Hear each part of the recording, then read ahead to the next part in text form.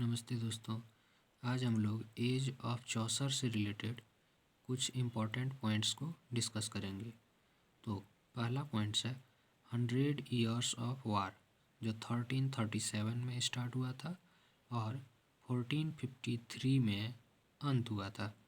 ये करीब 116 साल 4 महीना 3 वीक और 4 डेज तक हुआ था।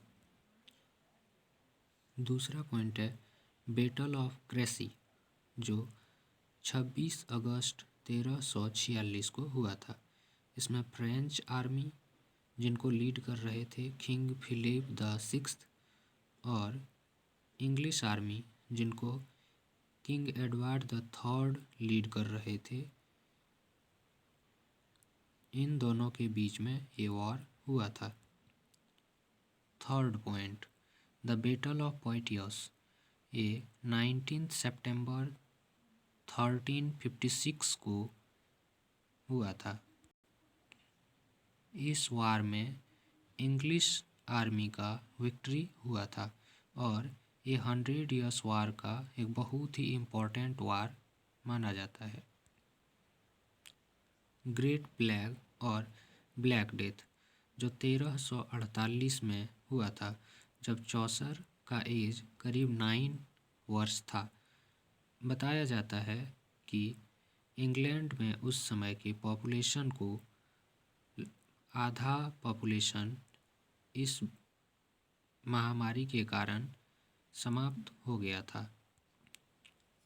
द पीजेंट्स रिवोल्ट, जो 1381 में हुआ था।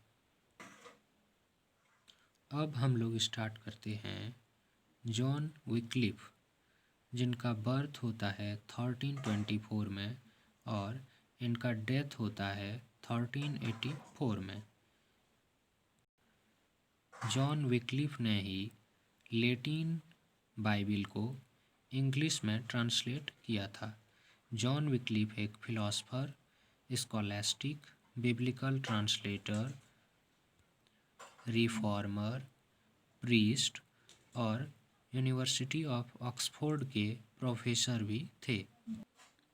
इन्होंने लैटिन इंग्लिश को मिडिल इंग्लिश में ट्रांसलेट किया था, इसीलिए इन्हें फादर ऑफ इंग्लिश प्रोज भी कहा जाता है। इन्हें एक और टाइटल दिया गया है, morning star of reformation. Peasant revolt के दौरान जॉन विक्लिफ अपने फॉलोअर्स को कंट्री के अलग अलग भागों में भेजते थे तथा उन्हें सभी लोगों को बाइबिल से परिचित कराने का, ज्ञान दिलाने का कोशिश करते थे। इसीलिए इनके फॉलोअर को लोलार्ड्स या पुअर प्रीस्ट के नाम से जाना जाता है। धन्यवाद। Please like, comment and subscribe. Thank you.